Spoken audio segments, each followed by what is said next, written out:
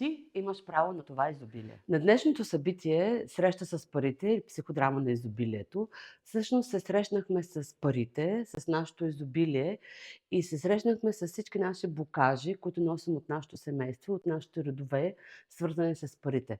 Оказа се, голяма част от нещата, които носим като убеждения, свързани с парите, са убеждения от нашите майки, родители, баби и дядовци. Парите се получават с много труд. Бели пари за черни дни.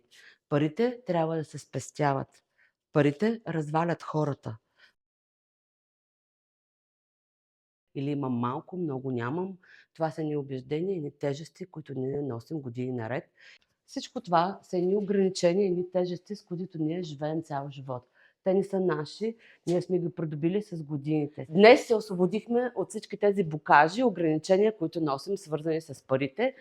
От днес посрещаме изобилието в живота си и ще живеем в изобилие. Позволяваме си го, имаме право на това. Ти имаш право на това изобилие.